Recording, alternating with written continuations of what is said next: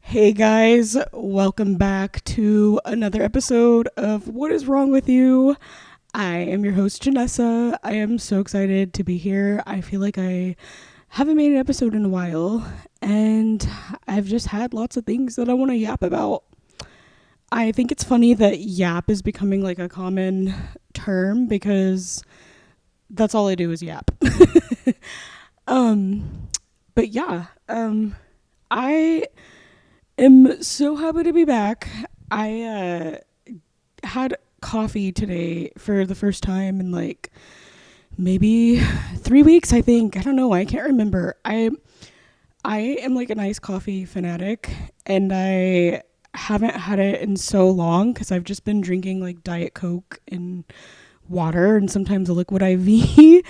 And so I went to this coffee shop today, and my little $9 coffee was worth it.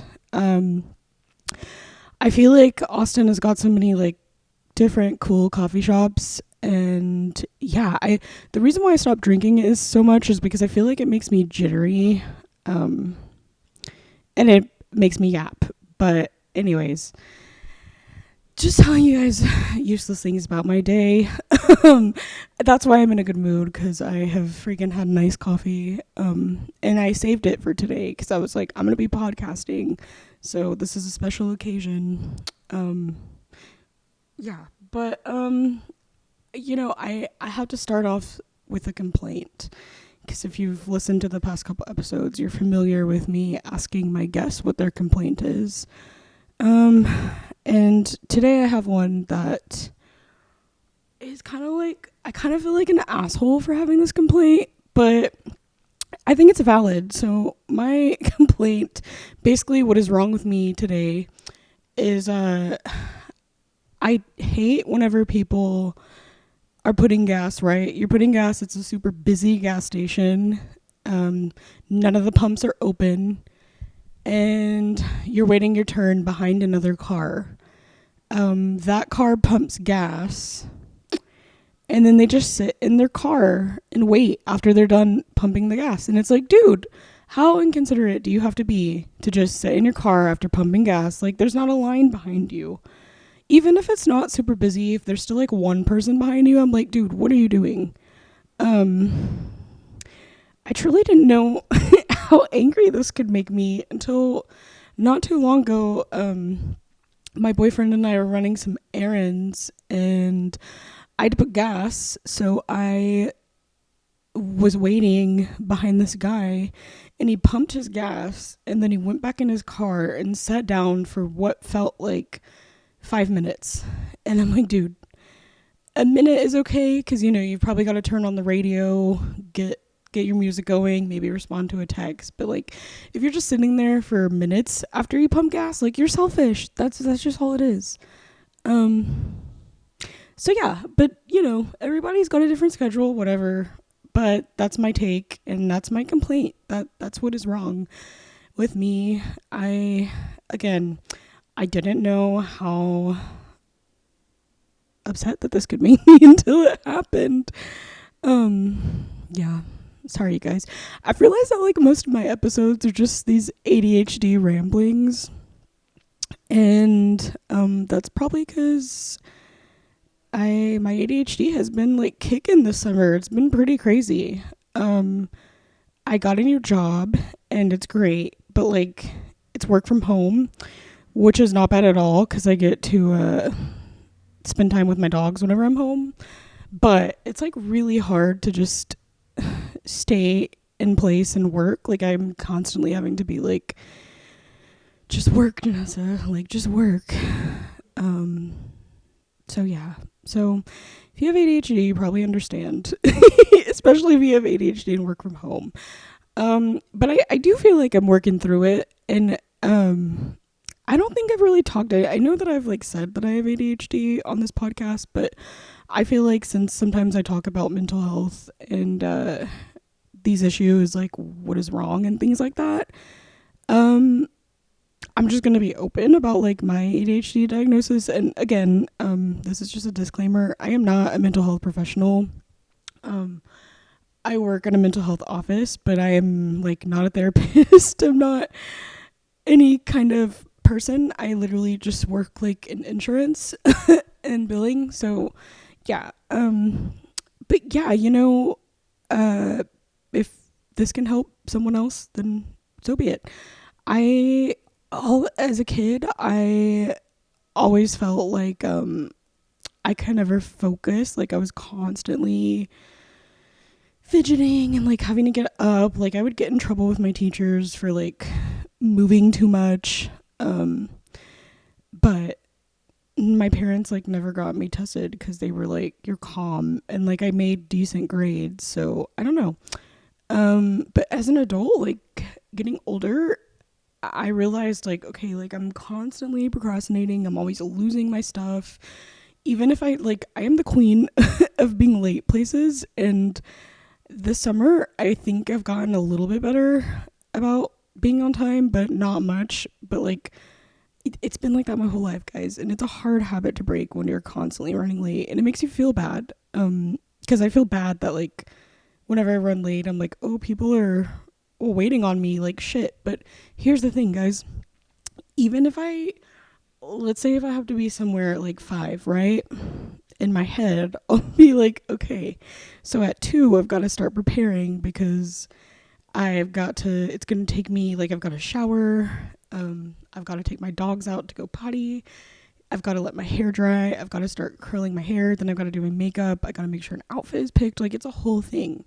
I can plan all that stuff out and have like strict time things in my head. I'll still be late. And yeah, so it's just not a trait that I like want to have going forward, due to like just professional reasons and like being dependable, So, all that is to say that I just went and got like an ADHD diagnosis a couple years ago. And it helps because it makes sense. It's like, oh, so that's what's been going on, Anyways, I'm not gonna keep rambling on, but I'm just saying some of the traits and why this podcast is just like rambling on sometimes. But yeah, I had wanted to talk to you guys about like what's been going on. I jotted some things down. As you guys know, I got a puppy, and I have a German Shepherd too, but she was my boyfriend's dog like before she was mine, and now I just claim her because we live together and I raise her too. So yeah, we have the big dog, and now we have this little cute Yorkie, and I know I've talked about it before, but this summer it has made me so happy to be like a dog mom, because I've wanted a Yorkie for a really long time, and I had a Yorkie growing up and she passed away, and then I fostered a Yorkie, and now I'm like, I get to have one on my own again. And I've wanted one, and I felt kind of like when I got her, like, what am I doing? Like, the dog we have is already trained. A puppy's gonna be a lot, but she's been a lot in the best way possible. And she starts her puppy classes pretty soon. Well, she's gonna work with the trainer, and I'm excited for her. We had a really good day yesterday of going, like, this probably TMI, but if you train a dog, you know how hard it is for some puppies. And she was having an issue. She's like trained on her pee pad, but she would not go in the freaking grass. And we live in an apartment, so I'm not going to have a puppy pee pad forever. So I've been trying to wean her off that thing. But yesterday, she had such a good time going potty outside, and I was so proud of her. And even though it's like a small milestone, I'm like, oh my God, she's a little shithead, but like she's definitely going to be a really, really well-trained dog in the future. But yeah, I feel crazy because I feel like I'm like one of those crazy dog moms. Like, I'm constantly showing people at work pictures of my dog, and I always thought that was like cringy. Here's the thing though. I would never make my dogs an Instagram. I'm not that mentally ill to make my dogs an Instagram. I'm not complaining for the people who do it, because I love to see pictures of dogs, but like truly I think if you make your dog or your baby, a human baby, guys, there's people who make their babies on Instagram, and I'm like, that's a little bit crazy to like make your baby an Instagram and pretend that it's like talking. Like people will be like narrating the post as the baby, and I'm like, that's a little crazy for me. But to each their own, right? Who am I? Because whatever. But yeah, anyways, I love my freaking dog. Okay, here's another thing that I think is a little bit wrong. Like, this is another complaint that I have. I hate whenever people throw a shady comment to you and then you like say something back and they don't know what to say. And it's like, why did you say a rude ass comment in the first place? And what I'm referring to is I was speaking on the phone with the family member whom I love, but she meant this in a shady way. And I was telling her that my little dog is like hyper and crazy, you know? And she was like, of course your dog would be the one that's bad or something like that. And I was like, what do you mean by that, dude? And she didn't say anything back. And yeah, that's like a minor complaint, but it's like, we don't have to say mean things like that to people. We can just all chill out. But maybe I'm a hypocrite because I say that and I've been complaining for the past couple of minutes that I've been talking to you guys. But yeah, I don't know. I feel like a changed person now that I own a dog. And I feel like my motherly instincts are coming out. But here's the thing, to jump back to the whole dog mom topic, I feel like it's like healing a little bit of my inner child because like as a kid I had a lot of pets, and yeah, like someday I want to have all the pets. And I feel like I love this dog so much. Like I fantasize about having animals more than I've like ever fantasized about like having like a baby or like a child. Like I think that animals are just the most loving creatures that we can have. And yeah, I honestly think animals are better than humans. Like, they're so innocent. They just want to give us love. That's all they know is to give love. And it's just fulfilling to raise an animal. And yeah, I feel like that's going to be like going forward on the pod. I'm just going to give you guys updates about my dog and y'all will just be like, nobody asked. But if you're a dog lover, you know what it's like to fully just enjoy the presence of a dog. And I feel like as much as I like overthink, like I'm always like, am I stressing her out, or am I giving her a good life, or is she gonna eat like the right foods? I feel like it's helped me like not be so like worried all the time, because at least like worried about myself, because I'm like, oh, I'm responsible for another life. And yeah, I'm sure other people can relate to this. Okay, so I've told you guys my complaint. I feel like that's all that I have to complain about, was just those two things. Hey, Brandon. What's the complaint? Anything that you feel like you need to complain about today? That I need to complain about today. I've been getting really mad at when I go to HEB and I use the self-checkout. They take the bags away from you, which is like fine, whatever. Yeah. You have to pay for them. That was a thing in California, so I'm for a while. So I've been used to it. It's cool that they don't do it at like really any other store. It seems like only HEB does it. Like they're free at Walmart, Target, whatever. I my complaint is not paying for the bag. You when you get to these checkouts, they're like ringing you up and they're like, how many bags do you want? And I'm like, I don't know. Right. Like, this is your job. Yeah. You do this all the time. You should know how. You know what I mean? Yeah. I feel like it would be easier if they like could just like see the amount of things you have and then be like, okay, we know that we can bag this in like 3 bags. Let's just put them down for 3. Yeah, if you're like, hey, this is if you think it's gonna be 5 bags, ring me up for 4, and then if it ends up being 6, ring up 2 more at the end. Count at the end. Who cares? Like just bag all my groceries and you tell me, because hey, let's say even I'm crazy and I have 15 bags of groceries. It's like $1.80. Yeah. I just spent, if I have 15 bags of groceries, I have like $300 in groceries.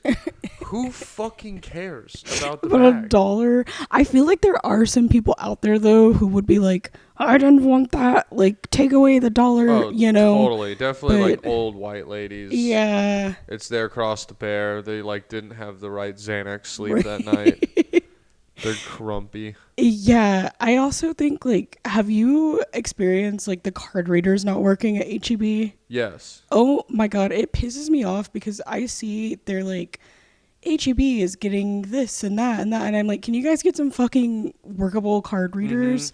It has happened to me, like, not too long ago. Frankie had to call me because, like, his card was just, like, not working there, and he's like, this is like y'all's fault. So I had to drive up to HEB to like try to see if my card would work, and then my card was barely working, and I was like, dude, can you guys just have like Apple Pay like all other places?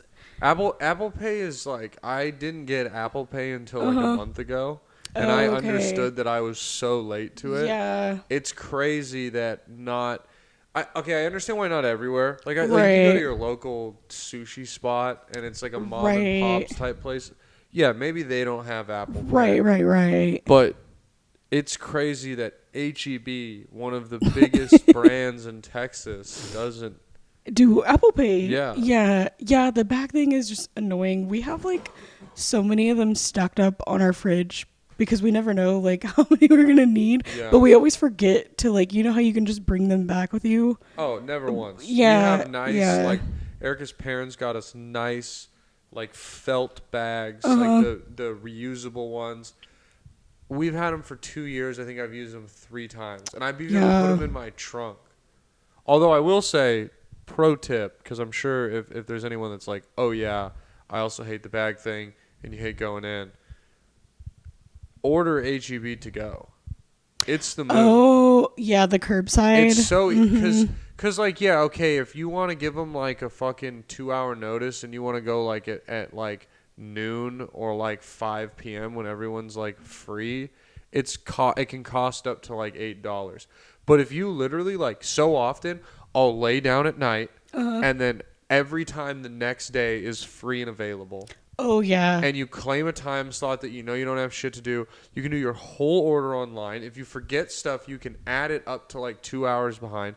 They replace items. If like we ordered 10 Uncrustables, they didn't have 10 packs. So they just gave us a 15 for the same price. Nice. Like, and then you pull up into a spot, you enter a number in the app, you sit there, someone knocks on your window, you tell them like backseat or trunk, they put it in, and you go home. That's the move. It's super convenient. It's awesome that they don't charge. Like, I've done that so many times. I can't believe they don't charge. Yeah, I know. They must pay them well.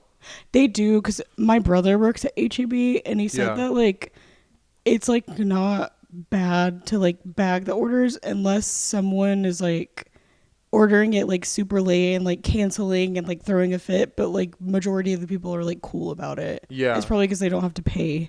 Yeah, I'm sure even running it out, even if it's hot, that sucks. But overall, it's not that bad, you know? Oh, yeah.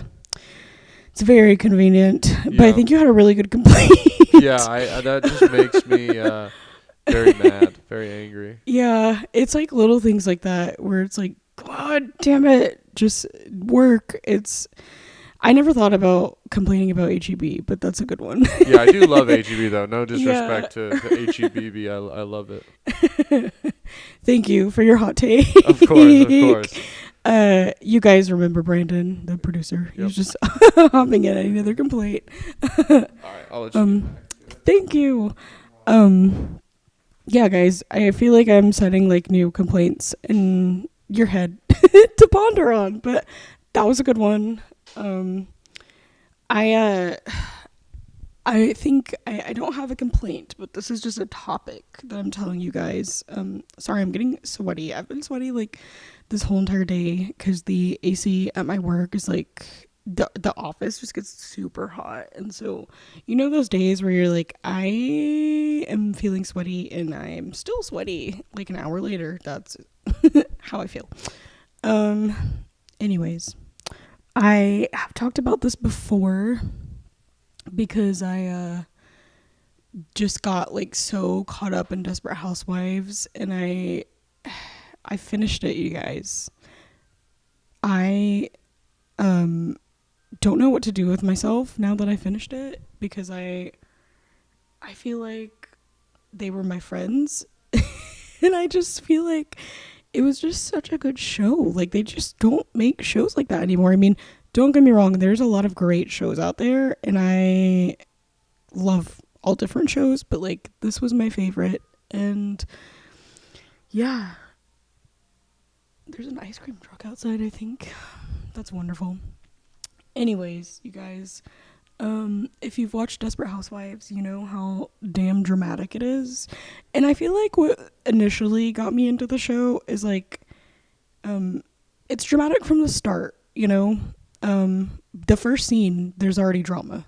It starts with Mary Alice shooting herself. I don't know if that's going to be censored for YouTube, but anyways, it starts with her. That's what she does. And yeah, it's like right off the bat, it's pretty damn crazy. And I feel like that just like kind of drew me in. And don't get me wrong, I mean, there's 8 seasons and the episodes are all like 45 minutes long ish. So I think like definitely there's some spots where it's like the storyline lags, you know? But all in all, it's a wonderful show. Something did kind of wreck me though in the last season. And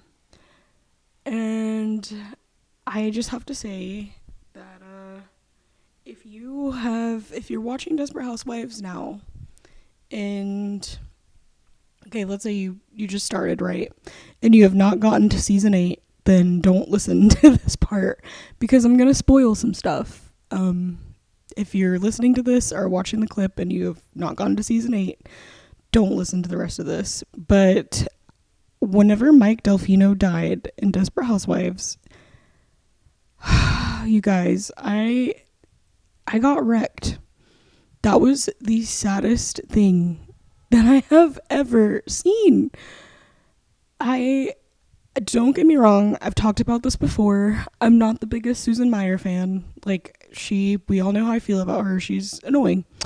But like when Mike died, I felt so bad for Susan and so bad for MJ. And I'm like, why did you guys have to kill off the best husband? I think that Mike was the best husband out of all of them. I think Carlos is a close second. And Tom Scavo is third. And I would put Orson as fourth. So yeah, I just can't believe that they killed off Mike the way that they did. It made me so angry. I was crying. I don't ever really like, I mean, let me take that back. I do cry sometimes. I like TV, but like, I was like hysterically sobbing. I couldn't stop sobbing. I felt like my husband died. Seriously though, they shouldn't have done that the way that they did. I will never feel okay with that. It will wreck me forever. I honestly could not stand Orson in the last season. I was like, what the hell are you doing? Like, to be honest, I didn't really like Orson like throughout the whole entire show, but in the last season when he starts like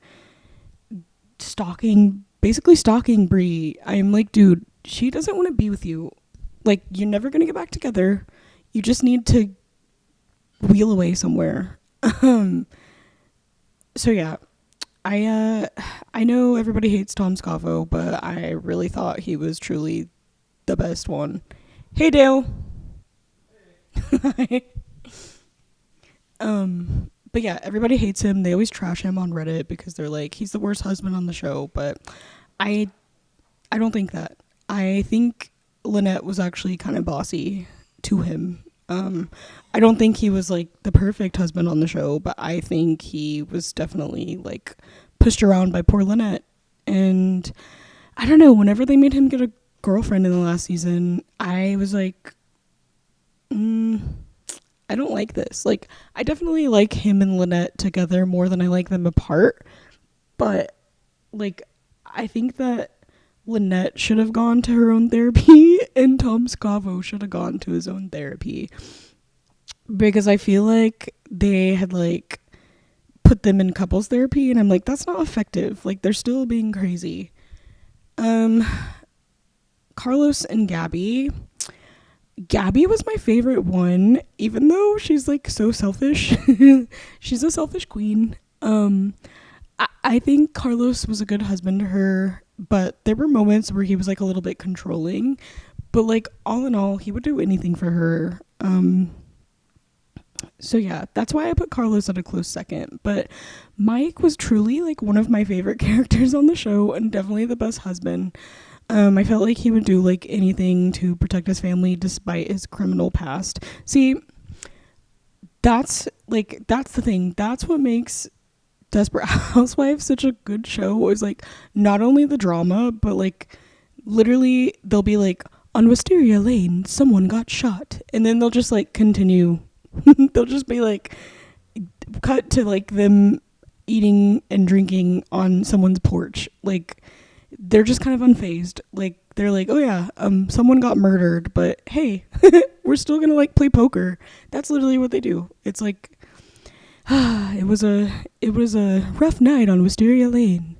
5 people got murdered at the dinner party. And then they're just all like, cut to us playing poker, and we're all gonna just play poker despite murders. Yeah. But I feel like that is great because despite its chaoticness, all the characters are so good. And I really liked Brie too. I loved whenever her hair was like flipped out like this. She was slaying during that era of Brie. But I also like how it ends with her like becoming a politician. I think that's kind of slay. So yeah, those are all my hot takes about freaking Desperate Housewives. And let me make sure I didn't miss anything, because I was like, oh yeah, that's all I had to say. Is it just, oh, you know what, I am missing something. The last episode, when they all show up as Ghost, I think that's how it's like supposed to be portrayed, because they're all wearing white on Wisteria Lane. It left me emotionally hungover to see all of the characters just there, you know. So yeah, kind of silly. My favorite show, I don't know what to do with myself. I've been trying to get into reality TV, but I don't know, I haven't really been able to find like a reality TV show that just has gotten me hooked. So if one of you have a suggestion, please let me know. Yeah, so that's all I really wanted to talk about. I figured that I would end this episode with, I've been complaining a lot. So I figured that I would end the episode with, saying something good, like a positive, thing. Is I hadn't got my nails done in a long time, and she slayed. I need to get a fill, but, yeah, I feel like as a girl, that's like one of the most like fun things is to like just go to the nail salon and relax for a bit. Sometimes it can be a little bit stressful if you're like, oh, I need to pick a color, or I need to like, they're not doing it right. I want gel. They're doing SNS. They're doing SNS. I want gel, vice versa. But all in all, it's like so relaxing to just go there and like get your nails done, get your toes done, have a spa day. And yeah, I'm gonna go back probably this weekend, but I just had to show you guys this cute design if you're watching this.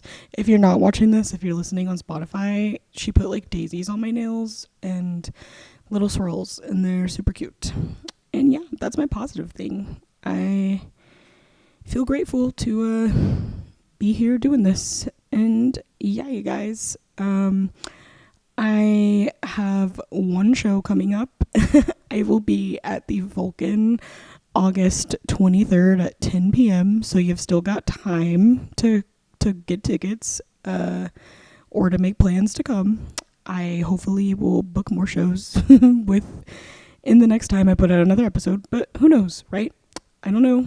So we shall see. Thank you guys so much for listening.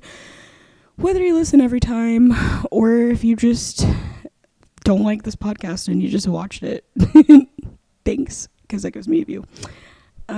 If you liked this, please, I would be so thankful if you subscribed on YouTube, and if you put this in your library on Spotify and subscribe to that too. That would be freaking amazing, and I would forever be thankful. Okay, guys, that has been another episode of What Is Wrong With You? Bye!